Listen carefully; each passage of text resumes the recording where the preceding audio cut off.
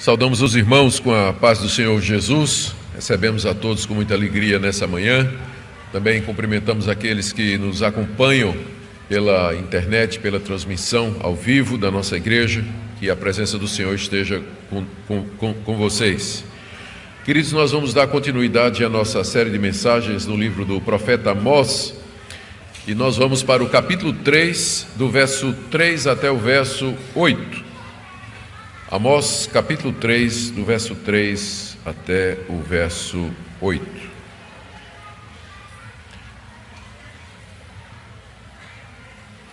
Tem mais menino do que gente aqui nessa igreja, viu?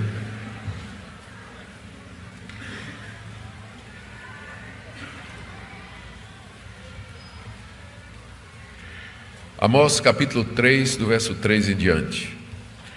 Andarão dois juntos, se não houver entre eles acordo? Rugirá o leão no bosque, sem que tenha presa? Levantará o leãozinho no covil a sua voz, se nada tiver apanhado? Cairá a ave no laço em terra, se não houver armadilha para ela? Levantar-se-á o laço da terra, sem que tenha apanhado alguma coisa? Tocar-se-á a trombeta na cidade, sem que o povo se estremeça? Sucederá algum mal à cidade, sem que o Senhor o tenha feito? Certamente o Senhor não fará coisa alguma, sem primeiro revelar o seu segredo aos seus servos, os profetas. Rugiu o leão, quem não temerá? Falou o Senhor Deus, quem não profetizará? Até aqui, queridos, a leitura da palavra de Deus. Pai, nós pedimos mais uma vez a iluminação do Teu Santo Espírito para a compreensão das palavras do Teu servo Amós, a quem o Senhor revelou os seus segredos, e que ele escreveu para que nós os soubéssemos também. Fala o nosso coração, abençoa teu povo aqui reunido, aqueles que nos acompanham, a todos da tua graça, em nome de Jesus. Amém. Queridos, na mensagem anterior, nós vimos Amós combatendo aquilo que nós chamamos de a teologia do Reino do Norte. Como vocês sabem, Deus havia levantado Amós, que era um pequeno agricultor, ele cultivava figos e cuidava de rebanhos. Deus o levantou lá de Tecoa, a cidade onde ele morava, na cidade no Reino do Sul, chamado de Judá também, e mandou que ele fosse ao norte para profetizar contra a nação de Israel. E depois de conseguir atrair a atenção dos israelitas, anunciando o juízo de Deus sobre as nações vizinhas, os israelitas aplaudiram quando Amós disse que Deus iria destruir os moabitas, os amonitas, os filisteus, os fenícios, estava tudo muito bem, até que Amós foi estreitando o laço e finalmente disse: Deus vai fazer a mesma coisa com vocês. Vocês são o povo de Deus, o povo da aliança, o povo que Deus escolheu de entre todas as nações da terra, mas vocês não têm andado nos caminhos do Senhor. E Amós anuncia o juízo de Deus contra o seu próprio povo. A reação do povo foi uma reação de incredulidade. E aqui é que entra o que a gente chama da teologia do Reino do Norte. Eles tinham desenvolvido a ideia de que porque eles eram o povo de Deus, porque Deus os havia separado das outras nações, Deus haveria de tratá-los de maneira diferente na questão do pecado. Ou seja, se eles pecassem, receberiam um tratamento diferenciado daquele que Deus iria dar aos pagãos, aqueles povos que não temiam a Deus, praticavam a idolatria e andavam em outros caminhos. Amós, então, chega no Reino do Norte exatamente para corrigir essa interpretação equivocada da aliança de Deus com a nação de Israel. Como eu disse, eles pensavam que seriam tratados diferentes, afinal eram o povo de Deus, o povo da aliança. Deus os tinha trazido para aquela terra, todo mundo lembrava a história da libertação do Egito através de Moisés. Eles eram os descendentes de Abraão, Isaque e Jacó, e haviam sido escolhidos de todas as nações da terra. Então eles esperavam, no mínimo, um tratamento VIP, diferenciado, que Deus haveria de fazer uma distinção entre eles e os outros povos na hora de lidar com eles.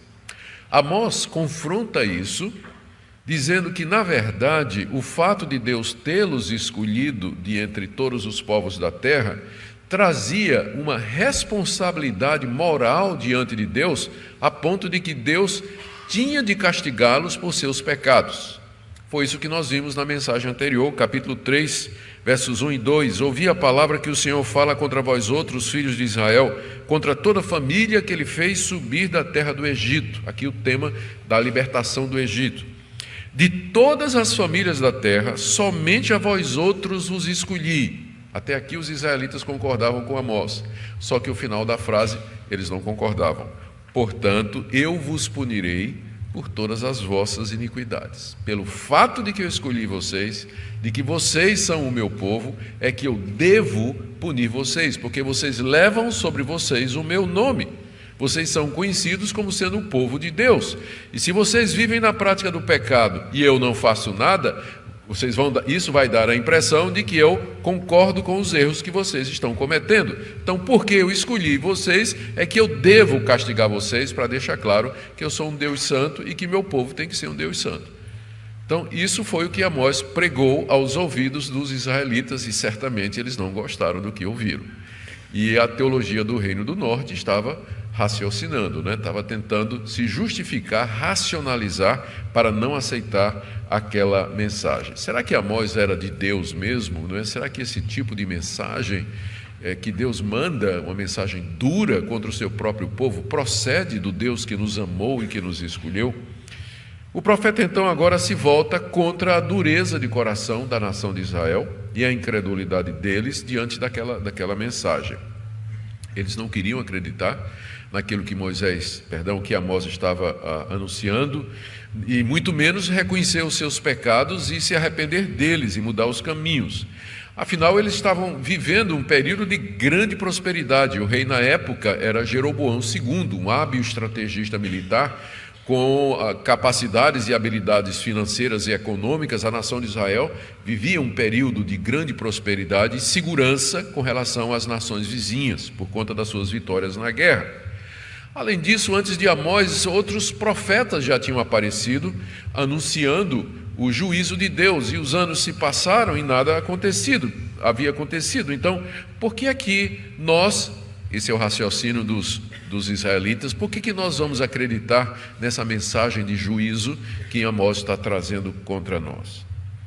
O objetivo desses versículos que eu acabei de ler aqui, o objetivo de Amós nesses versículos, é mostrar a seriedade e a credibilidade da mensagem deles. Apelar ao povo para que se arrependa antes do juízo chegar. E o método que Amós usa aqui é curioso. É fazer várias perguntas, cujas respostas eram óbvias e baseadas no bom senso e na realidade, levando ao desfecho que ele queria. O que Amós vai fazer aqui é parecido com o que ele fez no começo do livro, que a gente chamou de armadilha de Amós. Ele primeiro começou dizendo: assim diz o Senhor, por 3-4 transgressões dos fenícios não vou perdoá-los, vou castigá-los. Os israelitas disseram: eles merecem, povo ruinzinho, pensa num povo ruim, manda bala, Senhor, manda o juízo nesse povo. Amós disse: e eu por 3-4, e diz o Senhor, 3 ou 4 transgressões dos amorreus, dos amonitas, eu não perdoarei os seus pecados. É isso mesmo, Senhor, os amonitas é um povo cruel, está certo, Amós está correto, todo mundo aplaudindo a mensagem de Amós. E Amós foi e falou contra seu próprio povo: Deus vai também castigar os moradores do Reino do Sul, de Judá. Israelita, é isso mesmo, é um bando de presunçoso, pensa porque são descendentes do rei Davi, porque o templo está lá, que eles são melhores do que nós, tem que ser castigado mesmo. Aí Amós diz: e eu vou castigar vocês também. E aí não. Então Amós foi fechando o cerco e deixou os israelitas no canto. E ele faz a mesma coisa aqui. Ele começa a fazer perguntas cuja resposta os israelitas concordariam. Eles entenderiam o argumento de Amós. O argumento é basicamente o seguinte: tudo o que acontece nesse mundo tem uma causa. Talvez você vai encontrar aqui uma das defesas mais antigas do que a gente conhece hoje em ciência como a lei da causalidade. Todo efeito tem uma causa. Então, é exatamente o que Amós está dizendo aqui. Tudo o que acontece tem uma razão por detrás. Eu não estou profetizando aqui sem uma razão, e essa razão é que Deus me mandou. Se eu estou falando a vocês, é porque Deus me mandou, porque é assim que as coisas funcionam no mundo. Esse é o argumento dele aqui. Ele constrói na forma de 9 perguntas. colocando duas em pares, né? Duas perguntas em pares, com exceção da primeira, que está no verso 3. E elas seguem aquele padrão que nós já demonstramos. Tudo que existe tem uma causa. Essa é a lei que governa o mundo, e essa é a lei que governa o mundo espiritual também. Então vamos ver como Amós desenvolve esse argumento aqui. A primeira pergunta está no verso 3. Andarão dois juntos, se não houver entre eles acordo? Pergunta o profeta. Ou seja, será que duas pessoas podem andar juntas se elas não tiverem antes combinado? Andar juntas aqui dá a ideia de uma viagem. Podem duas pessoas viajar juntas se antes elas não sentaram para combinar o destino, o horário, roteiro, hora de saída e assim por diante? Ou seja, se duas pessoas estão viajando juntas, é porque tem uma causa. Antes elas fizeram um acordo, elas combinaram, elas trocaram ideia, chegaram à conclusão e resolveram juntas. Aqui, é claro, Amós já está pré-anunciando o que ele vai dizer. Israel e Deus só andam juntos porque houve um acordo, que é a doutrina da aliança que Amós tinha falado no verso 2. Eu vos escolhi de entre todas as nações da terra. Exatamente porque Deus escolheu Israel, é que Israel e Deus andavam juntos. Ou seja, só andam duas pessoas juntas porque teve uma causa para isso, teve um acordo. Vocês estão dizendo que são o povo de Deus. De fato vocês são. Mas por quê? Porque antes houve uma aliança entre vocês e Deus. Aliança essa que estava sendo quebrada, mas esse é o ponto que vem no final. Então, para toda causa, para todo efeito, tem uma causa. Vocês estão dizendo que são o povo de Deus, mas é porque antes teve um acordo. Como é que duas pessoas vão andar juntas se não tiver o acordo? A segunda pergunta, as próximas duas perguntas é o primeiro par de perguntas. E é baseado no leão. Vocês vão ver que é o animal predileto de Amós, né? Ele fala do leão várias vezes. Ele começou o livro dele comparando Deus a um leão que ruge, e agora ele volta mais uma vez para o leão. Os leões eram comuns na Palestina, e Amós, como criador de ovelhas, certamente deve ter visto muitos leões e observado como eles se comportam. Então, da sua observação, que também era do conhecimento de todo mundo, ele traz essa pergunta aqui no verso 4. Rugirá o leão no bosque sem que tenha presa? Ou seja, será que o leão ruge na floresta sem ter achado algum animal para caçar? O método do leão é primeiro emboscar a vítima silenciosamente. E aí, quando ele está certo, ele parte para o ataque e ele ruge para paralisar a presa. Era isso que Amós observou, é isso que ele tinha visto tantas vezes. O leão silencioso, espreitando, né, seguindo. Quando ele sente que está certo, que o bote é certo, ele ruge e pula em cima da presa. O rugido tem como objetivo paralisar. Ou seja, o leão só ruge porque ele vai dar o bote. Para o efeito, que é o rugido de leão, existe uma causa. E qual é a causa? Que ele tem uma presa. Ele sabe que sua vítima está ali. Por isso é que ele ruge, porque ele tem certeza disso. É o mesmo princípio do ponto anterior. Para todo efeito, tem uma causa antes, né? Observação da natureza. É a mesma coisa ainda no verso 4, quando ele pergunta: levantará o leãozinho no covil a sua voz, se nada tiver apanhado? Será que o leão novo, ele fica rosnando na caverna, se ele não tiver pegado nada? Pergunta Amós. Amós observou isso durante toda a sua vida. Depois do leão apanhar a presa, arrasta até a caverna, e lá, entre os barulhos da quebra de ossos, né, se ouve os rugidos e rosnados de satisfação do leão que ele está comendo. O leão só rosna satisfeito porque ele pegou a presa. Ou seja, a causa desses sons de satisfação é que ele alcançou a sua presa. Para todo efeito, tem uma causa. Ele só está lá ronronando, né, feliz da vida, porque está com a barriga cheia, porque ele de fato pegou uma presa. E a quarta pergunta, que inicia o segundo par, está aí no verso 5 e mais uma vez é baseado na observação de Amós. Amós era um homem do campo, provavelmente ele deve ter armado muito laço para pegar passarinho ou algum animal pequeno, né? Por isso ele pergunta no verso 5, Cairá a ave no laço em terra, se não houver armadilha para ela?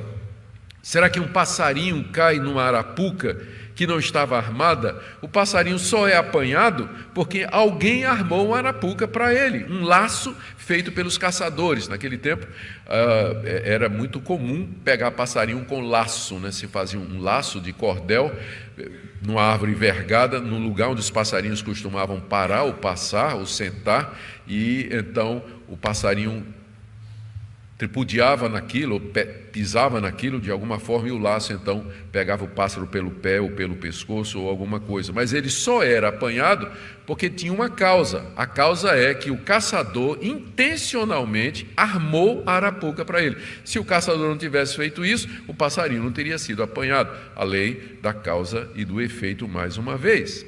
Aí na mesma linha, no verso 5, ele pergunta: levantar-se-á o laço na terra sem que tenha apanhado alguma coisa? Será que o caçador vai lá e tira o laço sem que o laço tenha apanhado alguma coisa? O caçador só tira o laço se ele tiver apanhado alguma coisa. Para todo efeito, tem uma causa, tem uma razão para as coisas acontecerem. Elas não acontecem ao acaso. Esse é o ponto de Amós aí. No verso 6, agora, é o terceiro par de perguntas, tem a ver com invasão em uma cidade. Tem a ver com uma invasão numa cidade. E agora Amós está chegando perto do que ele quer. Ele começa falando do leão, fala do laço do passarinheiro e agora fala de uma invasão à cidade, né? Está chegando próximo do que ele quer dizer. Então a pergunta está aí no verso 6, e a sexta pergunta: tocar-se-á a trombeta na cidade sem que o povo estremeça? Ou seja, quando tocam a trombeta de alarme, será que o povo não fica com medo? A trombeta de alarme era o chofar. Era uma trombeta feita de chifre de carneiro e que era tocada pelo sentinela quando ele pressentia um perigo que estava chegando na cidade. Então o povo da cidade, quando ouvia o chofar, já ficava com medo. Todo mundo tremia, porque era certo que o perigo estava à porta. Algum mal estava para acontecer na cidade. Alguma coisa se aproximava e que era perigosa. Então o povo só tremia porque o chofar tocou. Para todo efeito, tem uma causa, tem uma razão para o povo tremer. Por que é que o povo está tremendo? Porque ouviu o som do chofar, da corneta, da trombeta, alardeando a chegada do inimigo ou de alguma desgraça, algum mal que se aproximava. E aí ele leva a coisa para o ponto que ele queria no verso 6, quando ele diz, perguntando: sucederá algum mal na cidade sem que o Senhor tenha feito? Será que vai acontecer algum mal na cidade sem que seja obra de Deus? Por acaso cai alguma desgraça sobre a cidade sem que Deus tenha feito acontecer? Aqui a palavra mal tem que ser interpretada no sentido de calamidade.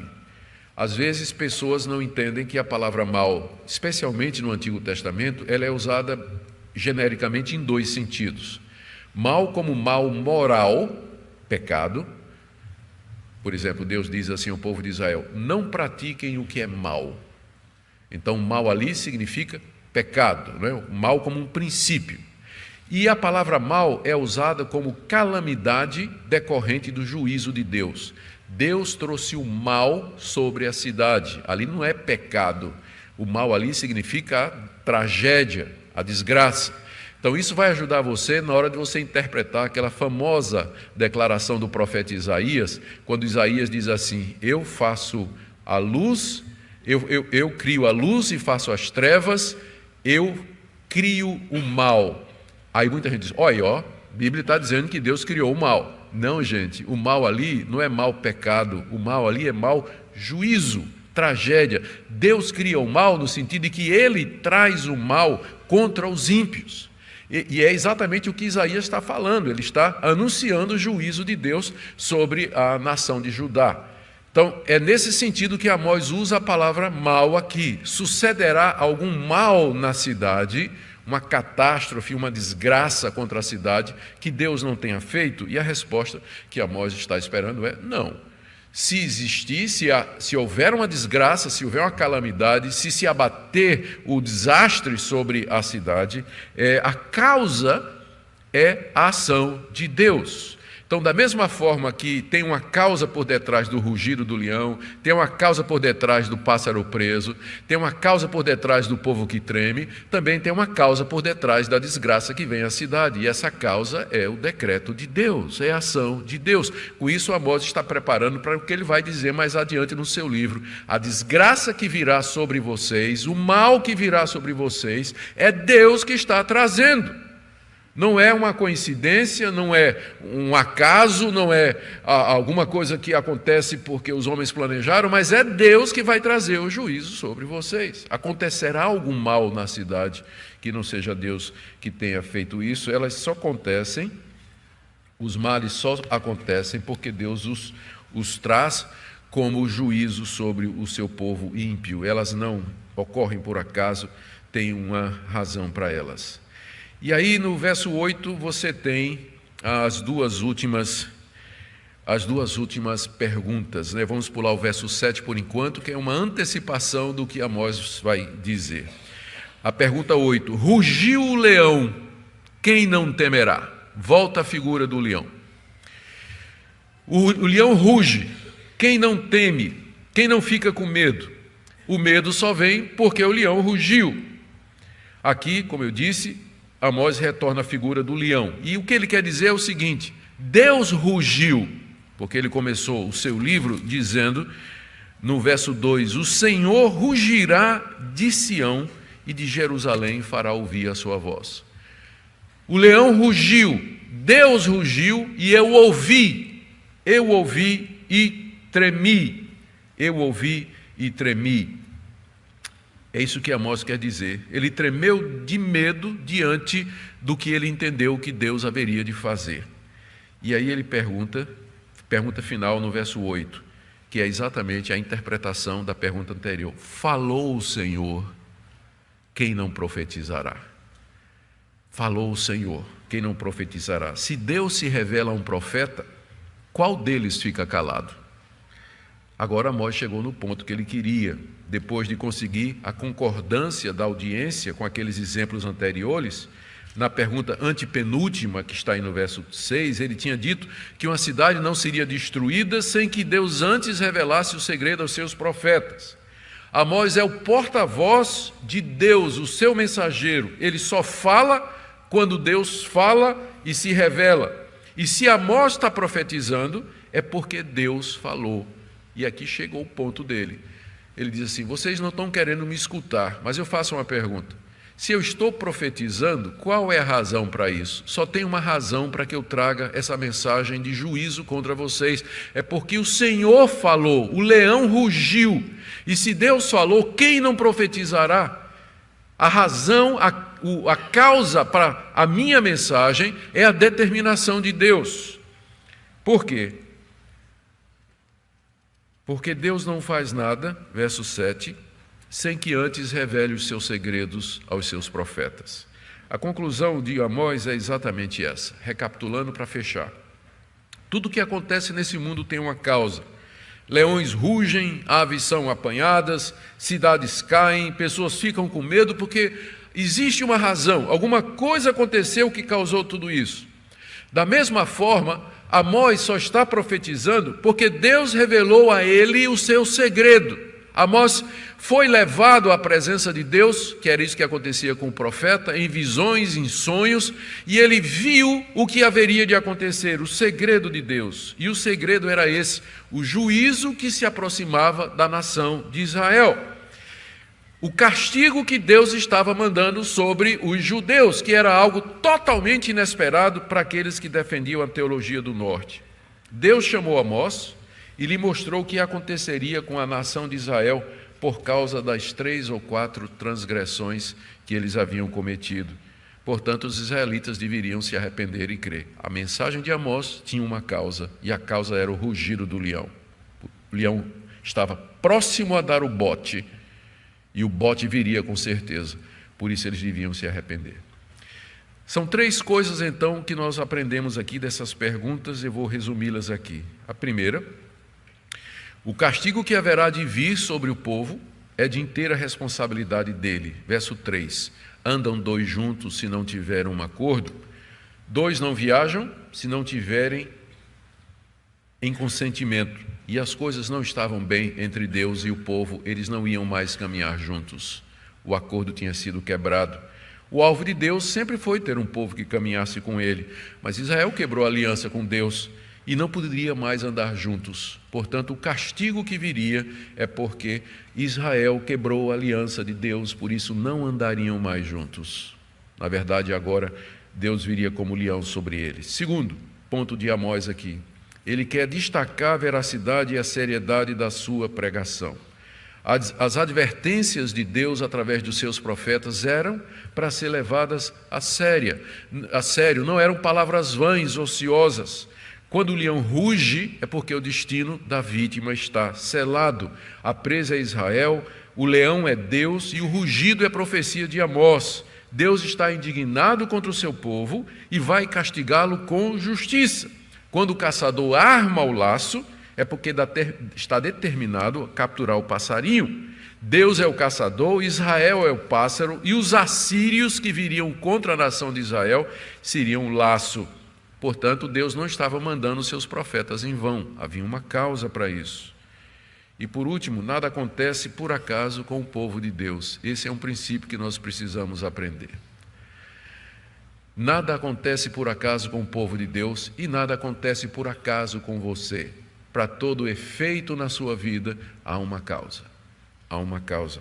É verdade que o povo de Deus estava endurecido, insensível e surdo, não estava estremecendo com a trombeta profética, talvez ele fosse atribuir ao acaso a iniquidade, a calamidade que haveria de vir, mas na verdade seria a mão de Deus em juízo.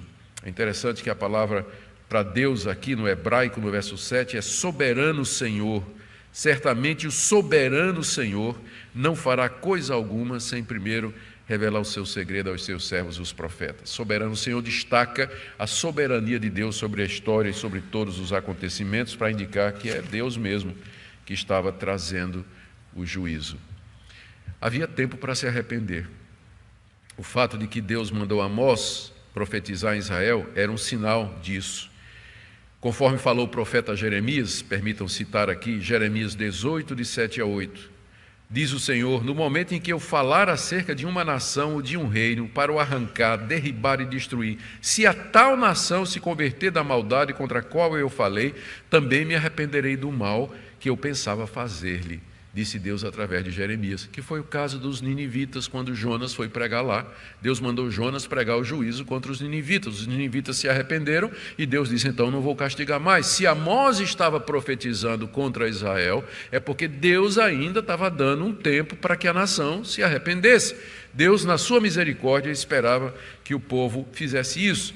E Deus costuma avisar o seu povo, como diz no verso 7, que ele não faria nada sem que antes anunciasse através dos seus profetas aquilo que haveria de fazer. O leão rugiu, mas ainda não havia atacado. Infelizmente, Israel não ouviu. E cerca de 50 anos depois que Amós falou estas palavras, os assírios invadiram o reino do norte, mataram o rei, derrubaram as cidades, levaram o povo em cativeiro, trouxeram toda a desgraça. Por esse tempo, o profeta Jeremias estava vivo. Olha o que Jeremias escreveu. É interessante a linguagem. Cordeiro desgarrado é Israel. Os leões o afugentaram. Primeiro devorou o rei da Síria e, por fim, Nabucodonosor o desossou. Usando a mesma linguagem de Amós, mas já quando o juízo aconteceu, Jeremias decreta o fim trágico da nação. O que é que a gente pode aprender, queridos, daqui? Tem muitas pessoas que se perderam através da história da igreja porque não levaram a sério a palavra de Deus e suas advertências. Inclusive gente nascida na igreja. Cresceu na igreja, ouvindo o evangelho, ouvindo a palavra de Deus, ouvindo sermões, ouvindo as advertências, as promessas, o amor de Deus, a santidade de Deus, o juízo de Deus, mas fizeram ouvidos moucos. Eu me lembro ouvi uma história, esses últimos dias aí, de uma senhora que ministrava, tem um ministério de surdos, e ela foi convidada para, estava ministrando numa igreja, de uns 500 membros mais ou menos, e aí ela perguntou ao pastor, quantos surdos o senhor tem aqui? O pastor disse, 500. Sim, 500. Ouve e não coloca em prática. Não se arrepende, não muda. É a teologia do Reino do Norte, não é? O que é que vai nos acontecer? O que é que de mal pode nos acontecer? Nós somos o povo de Deus. Mas se o profeta está falando, é porque Deus mandou. E se Deus mandou, é porque alguma coisa vai acontecer. O leão rugiu. O bote é iminente.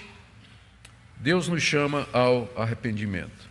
Segunda lição que nós podemos aprender. Nós não temos hoje profetas como Amós, a quem Deus revela segredos e traz revelações sobre os seus planos e o futuro do seu povo. Nós temos pastores, nós temos pregadores, homens sérios que conhecem essa revelação escrita, onde a vontade de Deus está revelada, e é nosso dever anunciar o rugido do leão, o juízo de Deus sobre o seu povo, se o seu povo não anda de acordo com os seus caminhos. Terceiro, nada nos acontece por acaso. Deus criou o mundo com a lei da causalidade, causa e efeito. Cada efeito tem uma causa por detrás. Isso governa também o mundo espiritual, pode saber disso. Paulo disse, nesse sentido, tudo que o homem plantar, certamente colherá. É assim que funciona. E por fim, é somente por causa de Jesus que a misericórdia e a paciência de Deus permitem que Ele nos faça ouvir o rugido da sua voz antes que o ataque aconteça. É somente por conta de Cristo, o leão de Judá, Cordeiro de Deus, que nós não somos destruídos. Queridos, humilhemo-nos diante de Deus e peçamos a Ele que jamais o nosso coração fique endurecido com a teologia do Reino do Norte, pensando que a graça e a aliança são desculpas para vivermos longe de Deus. Vamos nos apegar mais à palavra de Deus. Deus não faz nada sem antes nos avisar, e essa revelação está na Escritura. Precisamos compreender seus planos, sua vontade, e perguntemos também qual a causa de tudo que nos acontece. Veja o mundo debaixo do controle de Deus e funcionando na base desse princípio, de que tudo que acontece há uma razão, e Deus, com frequência, é a razão das coisas que acontecem. Veja também a sua responsabilidade. E, acima de tudo, vamos servir ao nosso Senhor Jesus, que é só por conta dele que o leão ainda não atacou. Oremos. Senhor querido, dá-nos ouvidos para ouvir a Tua voz. Nós não queremos ser como os israelitas, que repudiaram os profetas, escarneceram e fizeram pouco caso. Nós oramos por aqueles que durante anos têm ouvido a Tua palavra, em quem não há mudança sensível ou perceptível de direção, de atitude. Na Tua misericórdia, muda os nossos corações. Oramos pelos nossos filhos que cresceram na igreja, desde criança, no departamento infantil, como adolescentes, como jovens, talvez acostumados a ouvir a Tua palavra, calejados no ouvir as advertências. Quebranta os seus corações, ainda jovens, ó Senhor, para que aprendam a temer-te e amar-te de todo o coração, a viver para o Senhor Jesus a causa da sua redenção. Abençoa essa igreja, que seja uma igreja aberta para a Tua palavra, uma igreja que coloca em prática as mensagens que os seus pastores trazem aqui, para o bem deles, para o bem dos seus membros. Ajuda-nos a viver para a Tua glória. Em nome do Senhor Jesus. Amém.